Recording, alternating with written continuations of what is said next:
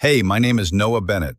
I'm 33 years old, and I live above a two-bay auto repair shop on the north edge of Maple Ridge, Montana, where the highway bends past the wheat fields and disappears toward the mountains.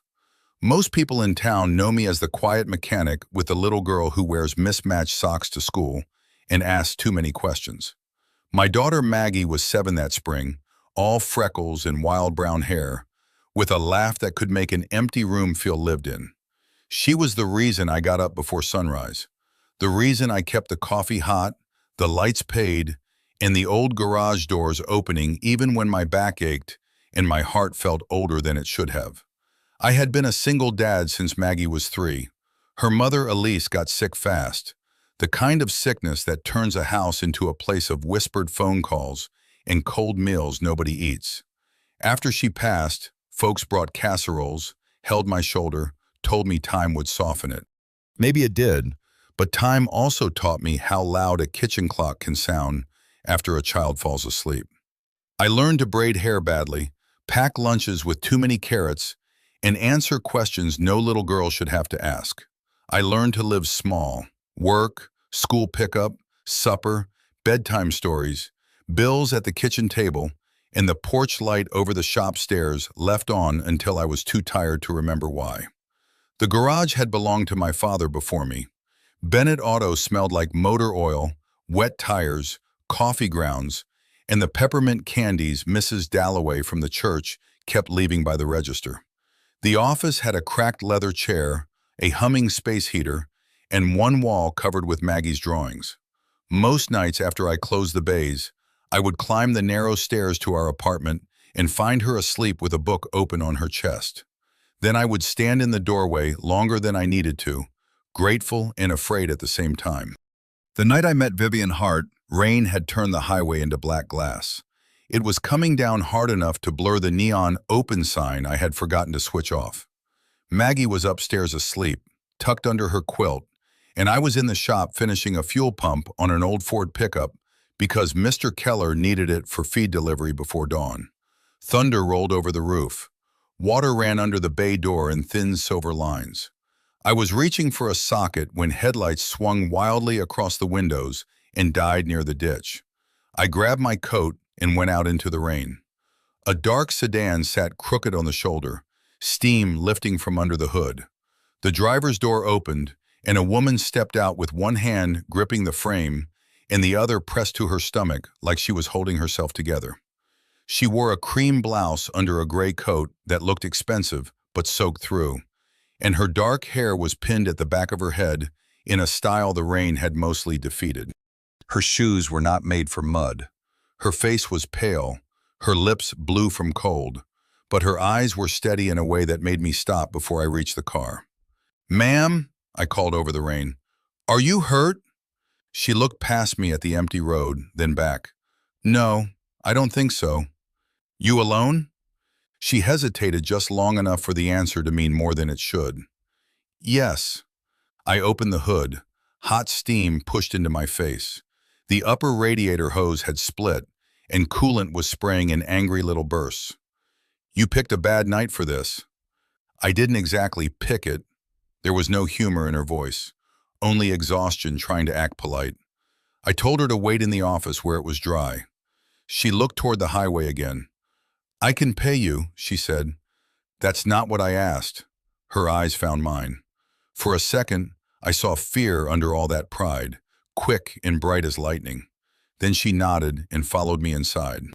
I gave her a towel from the clean rag shelf and turned the space heater toward the chair. She sat carefully, keeping a leather folder on her lap. Her hands were shaking, not from cold alone. There was a thin red mark at her wrist, half hidden by the cuff of her sleeve, and when she caught me noticing it, she pulled the towel over both hands. "What's your name?" I asked. "Vivian." "Vivian what?" She gave me a tired look. "Does it matter?" "It matters if someone comes looking." Her jaw tightened. Outside, the storm punched the roof. Finally, she said, "Vivian Hart." I knew the name. Everybody within 100 miles knew Hart Orchard and Packing. Her father had owned half the cold storage warehouses in the county, but the family also kept old land along the river, apple rows, pasture, and a white house on a hill most people only saw from the road. When he died the year before, the newspaper called him a generous employer and a private man. The gossip at Dalloway's grocery called his brother Lowell a snake in Sunday shoes. I did not say any of that. I just said, "I'm Noah Bennett." "I know." That surprised me. "My father brought his trucks here," she said, "before he got too sick to drive." I remembered then, a black pickup, a tall man with silver hair, a younger woman waiting near the soda machine, reading from a book while my father talked engines. She had been maybe 19, quiet, polite, rich enough to be distant, but never rude. "Your radiator hose is split," I said. "I can patch it well enough to get you somewhere safe, but not fast." "I don't need fast." She looked at the clock above the office door. It was 11:42. "Actually, that's not true. I need impossible." I waited. She swallowed. "Is there another way out of town besides the highway?" "Two gravel roads if the creek hasn't flooded." "Why?" Before she could answer, another set of headlights swept across the windows. Not one vehicle, two. Black SUVs, moving slow, purposeful. Vivian stood so quickly the folder fell from her lap and papers slid across the floor. "Please," she whispered, "don't tell them I'm here."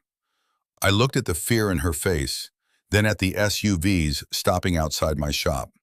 I had learned, raising a daughter, that panic has different sounds. Hers was silent, which was worse. "Go behind the counter," I said. "Stay low." She obeyed, not because she was weak, but because she was cornered and too tired to argue. The shop door opened before I reached it. Two men came in, rain on their dark coats. They were broad, calm, professional, not small-town deputies and not thieves. The older one had close-cut gray hair and a scar along his chin. The younger had his hands open where I could see them. "Mr. Bennett?" the older one asked. "Yes. We're looking for Miss Hart." "Who's asking?" "My name is Marcus Vale. This is Ben Ortiz. We work security for her father. We work for her, whether her uncle likes that or not." Vivian rose slowly from behind the counter. "Marcus." The older man's face changed with relief so quick it looked painful. "Miss Hart." "I told you not to follow me." "You told everyone that. We had to choose whether to obey your fear or your father's last order." Ben looked at me. "Her uncle has people on the road. We need to move her." I stepped slightly between them and Vivian without thinking. "No one moves her unless she says so." Marcus studied me. Something in his expression shifted from assessment to respect. Then he nodded once. "Yes, sir." I almost looked behind me to see who he meant. Vivian closed her eyes for one brief second, like the word had hit her harder than the storm. The strange part was not that I had fixed a rich woman's car in the rain. The strange part was that two men built like courthouse pillars walked into my garage and started calling me sir because I had stood in front of her like I had any right to protect her. "What's happening?" I asked. Vivian bent and gathered the papers with fingers that still shook. One sheet stuck to a smear of water on the floor. I picked it up and saw the county court seal, a hearing notice, and the words "Emergency Petition for Guardianship and Estate Control." She noticed me reading and gave a small, defeated breath. "My father left the orchard and the house to me, but there was a clause. Until I turn 30, or until I'm married and able to show an independent household, my uncle Lowell can claim temporary control if he proves I'm unstable or incapable. He filed today. There's a hearing at 9 in the morning." "How old are you?" 28. "And he waited until now?" "He waited until my sister needed me." Her voice broke, but she caught it. "Clara is 16. Our mother died when she was little. Dad left me as her guardian, but Lowell says I'm too emotional, that I run the business poorly, that I'm hiding money, that I'm unfit. He wants Clara placed with him. He wants the land sold to a resort group before the harvest loans come due. He already had a man waiting tonight with a marriage license and a contract." Marcus's jaw tightened. Graham Wells. Vivian nodded. Lowell said if I married Graham by morning and signed over voting control, Clara could stay with me. If I refused, he'd tell the judge I was irrational. Then Graham grabbed my wrist when I tried to leave. The red mark. I felt my hands curl. I took Dad's old sedan because they wouldn't expect it, she said. Then it overheated outside your shop. So you need a husband by morning, I said quietly. She looked at me, ashamed to need anything. I need a legal reason for the judge to pause Lowell's petition. My lawyer says a stable household matters. My father's will says marriage gives me full standing. It was an old-fashioned clause, stupid and unfair, but right now it might be the only thing that saves Clara from Lowell's house. The office grew quiet except for rain and the space heater ticking. Upstairs, directly above us, Maggie's floor creaked in her sleep. I thought of a frightened 16-year-old girl in a mansion full of people who saw her as leverage. I thought of Vivian standing in soaked, expensive shoes, carrying papers like a shield. Your lawyer? I asked. Elaine Mercer. She's meeting me at the courthouse at 7 if I can bring proof. Proof of marriage? Yes. And you came here because… I didn't come to ask that. She lifted her chin, but tears gathered anyway. I came because my car died, that's all. I was going to find another way. I don't even know what I was going to do. Marcus looked at her softly. Miss Hart, we can get Reverend Pike. He's 73 and married, she snapped, then immediately looked sorry. I'm sorry. Ben cleared his throat. We can call someone loyal. Loyal to the Harts, she said. That's the problem. Lowell will say I staged it. Her eyes came back to me, then dropped. She did not ask. Pride would not let her. I looked through the office window at the rain shining in the shop lights, at the SUVs outside, at her broken car, at the narrow stairs leading to my sleeping daughter. I had spent years keeping the world small enough not to hurt us. But sometimes trouble does not ask permission before it knocks. Sometimes it breaks down at your door with blue lips in a legal folder. You don't know me, Vivian said, almost as if warning herself. No, I said, but I know what a cornered person looks like. I don't want charity. Good, I don't have much. Her mouth trembled despite herself. If we do this, I said, there are rules. You get your own room. Clara gets Maggie's room if she needs it, and Maggie can sleep with me for a night or two until I move things around. You make your own choices. I don't touch your money, your land, or your life unless you ask. This is protection, not ownership. She stared at me as if I had spoken in a language she had forgotten existed. Why would you help me? She whispered. I looked at the drawings taped to the wall, Maggie's crooked letters spelling Dad and me. Because if my daughter ever stood in the rain with nowhere safe to turn, I'd pray some decent man open the door. Her tears fell then, silent and quick. She wiped them away like she was embarrassed by proof she was human. Marcus took out his phone. Judge Harlan owes Mr. Hart a favor from the hospital board. He can perform a civil ceremony before court if we reach him. Vivian looked at me. You can still say no. I know. You should say no. I've said no to plenty of things that would have made my life easier. I reached for the phone on the desk. This doesn't feel like one of them. We spent the rest of the night moving like people inside a storm, both outside and in. I patched the radiator hose while Marcus made calls under the awning, and Ben watched the road. Vivian sat in the office, drying papers with the careful patience of someone who had been forced to keep order while everything burned. Around 1 a.m, Maggie came down the stairs in her rabbit pajamas, rubbing one eye. Daddy? I wiped my hands on a rag. Hey, Bug, storm wake you? She nodded, then saw Vivian. Who are you? Vivian stood too quickly. I'm sorry, I didn't mean to wake you. Maggie studied her. You're wet. Yes. Daddy fixes wet cars. He does, Vivian said, voice softening. Maggie walked to the shelf, took the emergency blanket we kept for stranded travelers, and handed it to her. This one doesn't itch as much. Vivian took it like it was silk. Thank you.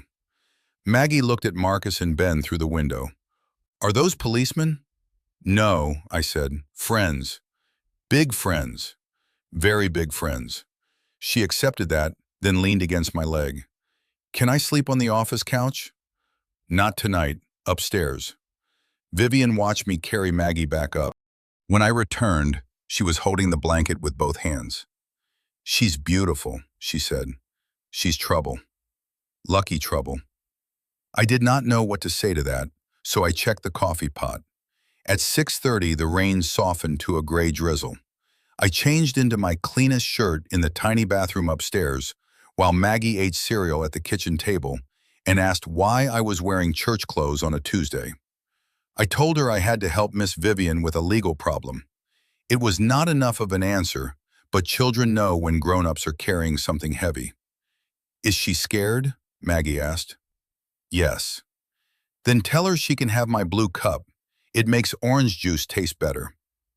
Vivian heard that from the doorway. Her face changed, and I saw something crack open in her. Not weakness, just hunger for ordinary kindness. Judge Harlan married us in a side room with Marcus and Elaine as witnesses. Vivian wore my dry work coat over her blouse because the courthouse heater was losing a fight with the weather.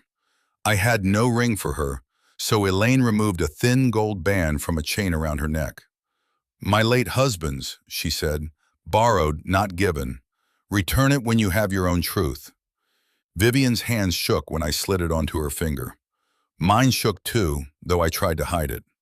When the judge asked if I promised to stand with her, the legal words sounded too small for the room. I do, I said. Vivian looked at me then, not like a stranger, not like a woman in love, like someone standing on a bridge in fog, hearing a voice from the other side. I do, she whispered. There was no kiss. I did not ask with my eyes, and she did not offer. We signed the paper. Marcus said, "Congratulations, sir," with a straight face, and Ben looked away like he had something in his eye. At 9, we walked into the hearing as husband and wife. Lowell Hart sat at the front with Graham Wells beside him. Lowell had white hair, a soft-looking face, and the cold eyes of a man who had learned to smile before cutting. Graham wore a dark suit and a bruise on his ego. His gaze went straight to Vivian's borrowed ring. Well, Lowell said loud enough for the clerk to hear, my niece always did enjoy drama. Vivian's fingers tightened around the folder. I leaned close. You don't have to answer every barking dog. Her lips twitched. Did you just call my uncle a dog? I said barking. For 1 second, she almost smiled. The hearing was ugly. Lowell's attorney painted Vivian as unstable, impulsive, and manipulated by grief. He said she had run from a family agreement, abandoned responsibilities, and married a stranger in the night to seize control of assets she was not prepared to manage. Graham testified that he had offered honorable help, and Vivian had become hysterical. He did not mention the wrist. Elaine let them talk. Then she placed the split contract on the table, the one Vivian had refused to sign. It gave Graham voting control over Hart Orchard, authorized Lowell to sell river acreage, and removed Vivian's authority over Clara's school and medical decisions. Elaine produced emails showing Lowell had negotiated with a resort company before filing the petition. Marcus testified that Vivian had been prevented from leaving the estate freely. Ben submitted photos of the bruise on her wrist, taken at the courthouse with Vivian's consent. When the judge asked Vivian why she married me, the room held its breath. She stood, shoulders square beneath my too large coat. Because my father wrote an unfair clause, and my uncle tried to use it to take my sister and sell our home. I married Mr. Bennett because he had nothing to gain from me. He offered safety without asking for control. I know this looks strange. I know it was sudden. But the truth is not always neat by morning. Judge Harlan granted a temporary stay. Clara would remain in Vivian's care, but because the estate house was under dispute, the court ordered Vivian to reside at a neutral household until a home review. Mine. The orchard sale was frozen. Lowell's authority was limited pending financial review. Outside the courtroom, Lowell came close enough that I smelled his expensive aftershave. You think marrying a garage mechanic makes you untouchable? he asked Vivian. No, she said. I think truth makes you nervous. His eyes moved to me. And you. Enjoy playing hero while it lasts. I looked at his polished shoes, then at the muddy hem of Vivian's coat. I fix what breaks. I don't play much. Marcus stepped beside me. Vehicle is ready, sir. Lowell's mouth tightened at the word. Vivian looked down, but I saw her shoulders loosen. That afternoon, we picked Clara up from school. She was tall for 16, with Vivian's dark eyes and a backpack covered in enamel pins. She came out of the building trying to look bored, but the moment she saw Vivian, she ran. Vivian held her so hard the backpack slid off one shoulder. I'm okay, Clara whispered. I told Mrs. Klein not to let Uncle Lowell take me. You did good. Clara looked at me over Vivian's shoulder. Is that him? I lifted one hand. I'm Noah. My emergency brother-in-law? I guess. Maggie, who had insisted on coming, stepped from behind me. I'm Maggie. Do you like pancakes for dinner? Clara blinked. Obviously. Good. Dad burns toast, but pancakes are okay if I supervise. That was how our household began. Not with romance, but with borrowed coats, legal papers, a child offering a blue cup, and two girls deciding pancakes were a reasonable foundation for family. Vivian took the small bedroom at the back of our apartment. Clara slept on a folding cot in Maggie's room, and Maggie considered this the finest adventure of her life. Marcus and Ben rented rooms at the motor lodge across the road, though one of them was nearly always in a truck outside the shop. Customers noticed by noon. By sunset, every person in Maple Ridge had a theory. The first week was awkward in 100 quiet ways. Vivian apologized for using towels, for moving the coffee filters, for Clara laughing too loudly, for Marcus standing outside like a weatherproof statue. She folded blankets before anyone woke.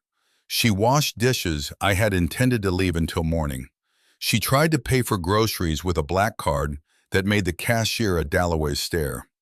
I took the bags before she could finish signing. Put that away, her eyes flashed. I can pay my share. I didn't say you couldn't. I said Mrs. Dalloway has already called 3 people just from seeing the card. Vivian looked toward the cashier, who suddenly became fascinated by gum. I'm sorry, she said tightly. Stop apologizing. I'm not used to needing space in someone else's life.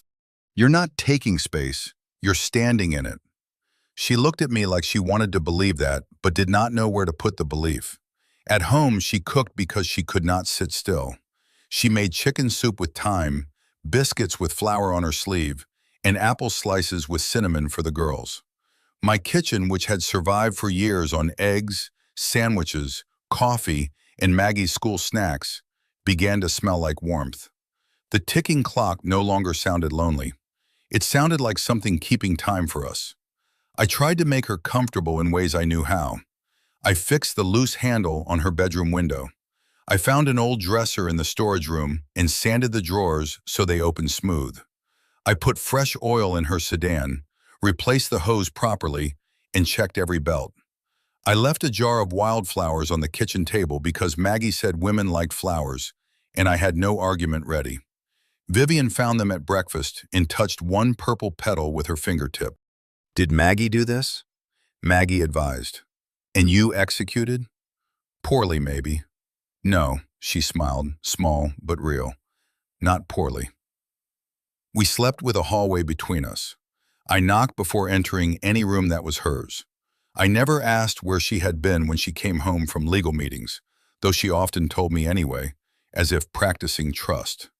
She sat with me in the shop office at night and learned the invoicing software faster than I ever had. Clara helped Maggie with spelling.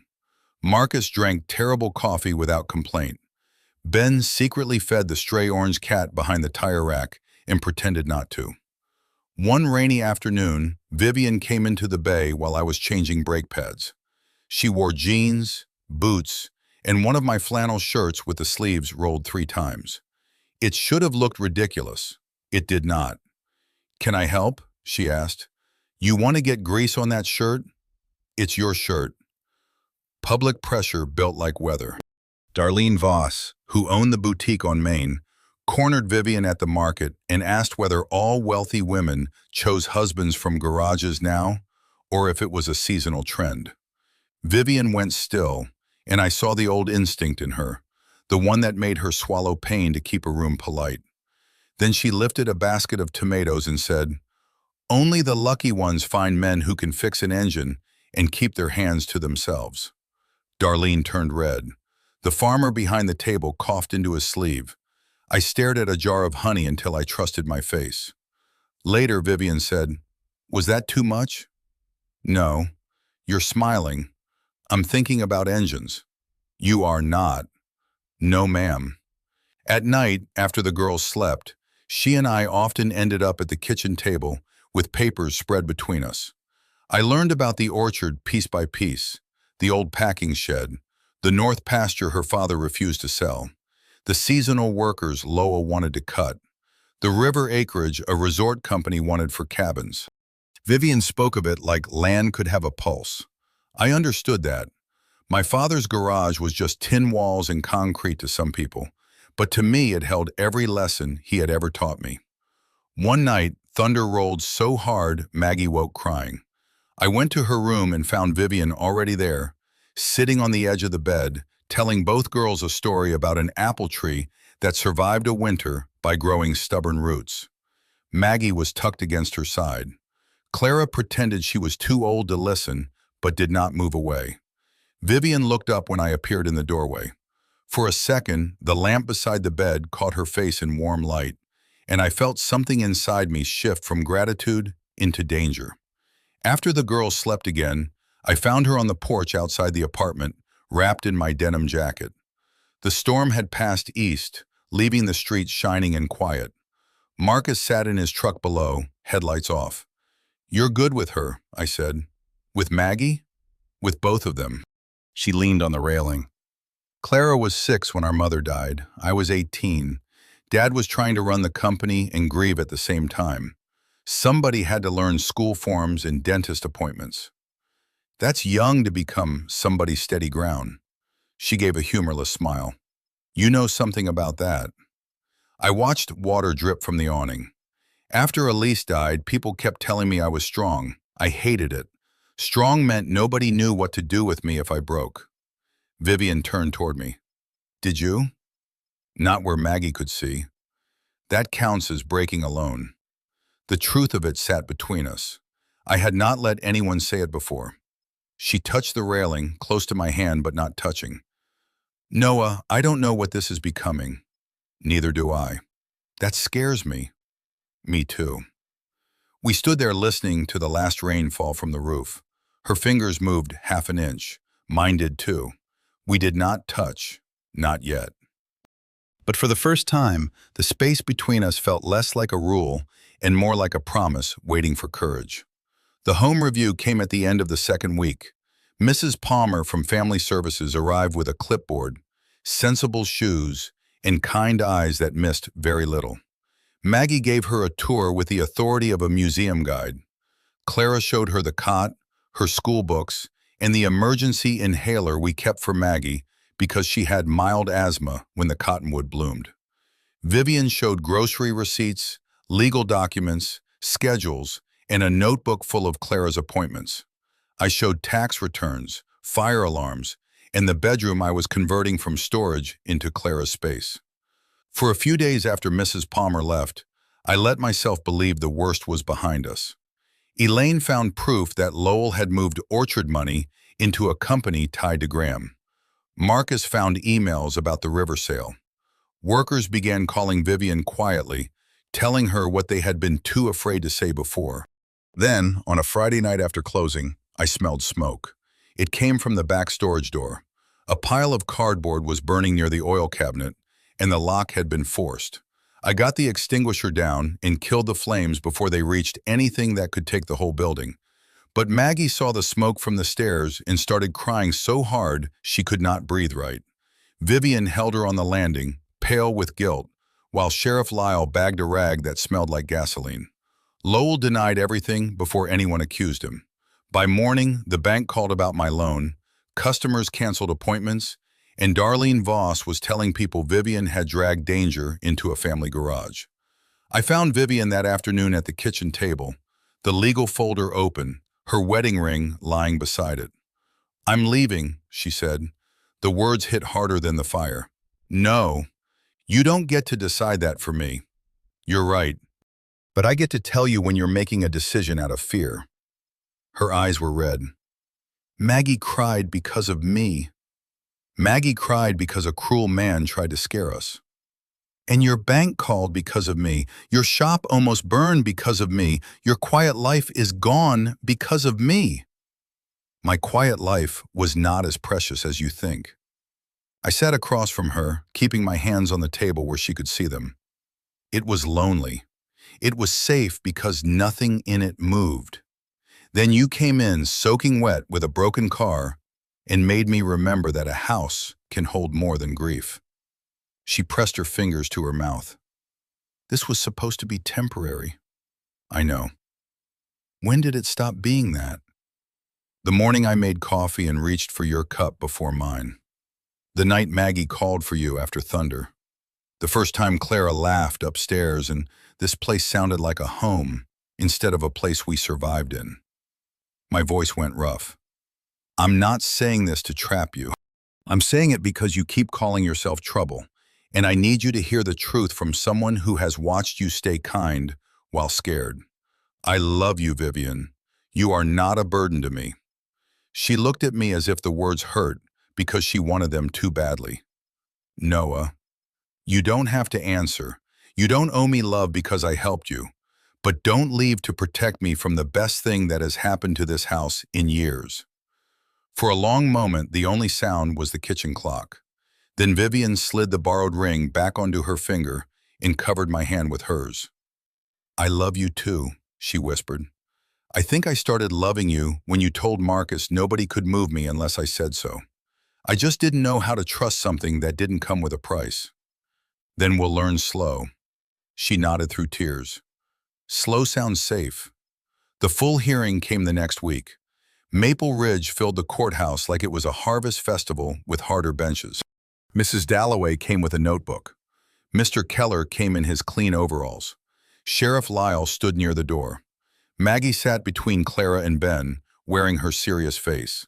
Lowell arrived smiling, but his smile weakened when Elaine laid out the bank records, the resort letters, and footage from a gas station showing Graham's truck near my shop the night of the fire. Graham tried to explain it away. Elaine let him talk until he contradicted himself twice. Then she read the message Lowell had sent him. "Make the mechanic reconsider the cost of shelter."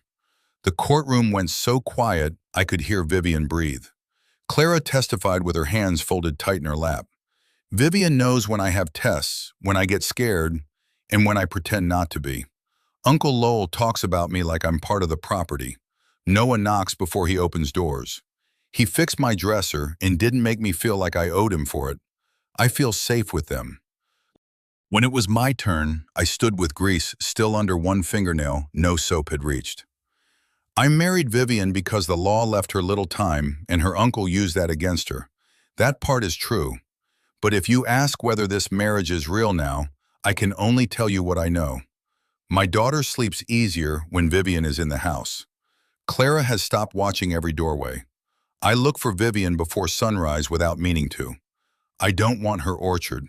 I don't want her money. I want the woman who stood in my garage during a storm and still worried she was asking too much." Vivian spoke last. She did not cry. She did not shout. She looked at the judge, then at Lowell. "I was raised to stay composed so people would call me capable, but calm is not the same as safe.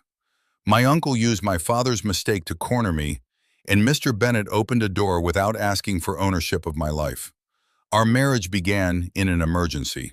That does not make it false. Some families begin because someone finally stays." Judge Harlan removed Lowell from estate control that afternoon. He froze the river sale, referred the financial transfers and the fire evidence to the county attorney, and left Clara in Vivian's guardianship. On the courthouse steps, Lowell tried one last time. "You think a mechanic will enjoy being commanded by your guards forever?" Vivian stood beside me, not behind me. Marcus and Ben are loyal because my father treated them with respect. You should try it sometime. Marcus opened the truck door and looked at me with a perfectly straight face. Ready, sir? Maggie burst out laughing. Clara laughed too, and Vivian finally did, one hand over her mouth, the sound bright enough to make even the courthouse steps feel less cold. After that, life did not become easy, but it became honest. Lowell's power broke slowly through investigations and signed orders. Vivian took back the orchard, kept the workers paid, and turned the old packing office into a place where Clara could study after school. I repaired pumps, tractors, and a stubborn conveyor belt that hated me personally. Maggie learned the difference between apple blossoms and pear blossoms and still got it wrong on purpose because Clara made faces when she did. Vivian and Clara eventually moved back to the estate house, but not away from us. That was how Vivian said it, and I held on to the difference. Some nights we ate at the orchard kitchen under yellow lamps. Some nights they came to the apartment above the garage, in the room filled with soup steam, school papers, and women's coats over every chair. The borrowed ring stayed on Vivian's hand until I bought her a simple gold band from a jeweler 2 towns over. Inside, I had 3 words engraved: stay by choice. I gave it to her at my kitchen table because that was where our real marriage had grown. She read the words, closed her eyes, and slid Elaine's ring into its box. I choose this, she said. I choose it too. That August, we held a small supper behind the garage. Not a second wedding, not exactly. More like a true beginning. Mrs. Dalloway brought pies. Sheriff Lyle brought folding chairs. Marcus and Ben came without black coats and looked uncomfortable being guests. Clara hung porch lights while Maggie supervised from a step stool. Vivian wore a blue dress and laughed when I admitted I was more nervous dancing with her than testifying in court. You survived my family, she said. You can survive one dance. So I pulled her close on the cracked concrete behind Bennett Auto, under lights that reflected in the shop windows. Maggie yelled for me to kiss her. Clara told Maggie to mind her business. Vivian smiled against my shirt, lifted her face, and I kissed my wife gently while the people who had stood with us clapped like staying was worth celebrating. Maybe it was. A year has passed since Vivian's sedan rolled out of the rain and died by my ditch. The porch light over the shop stairs still comes on every evening. It shines over wet gravel, closed bay doors, the stray orange cat Ben finally admitted to feeding, and the highway where everything changed. My life is not quiet anymore. Maggie's drawings cover the office wall. Clara leaves astronomy books on our couch. Vivian's handwriting appears on grocery lists beside mine. The kitchen clock still ticks, but it no longer sounds lonely. It sounds like time being shared. Sometimes rain wakes me before dawn. I make coffee, stand at the window, and remember Vivian in that gray coat with water in her hair, too proud to ask for rescue and too brave to surrender. She says I saved her. I tell her I only fixed a hose. The truth is somewhere in between. She needed someone to open a door. I needed someone to remind me there was still a life behind it. Once, 2 bodyguards called me sir, like I had become important overnight. But money did not make me important. Court papers did not make me important. Even the ring did not do that by itself. I became important to Vivian, to Clara, to the family we built slowly from fear, kindness, and stubborn hope. And every evening, when headlights turn off the highway toward home, I leave the porch light burning so my wife can see exactly where to come in.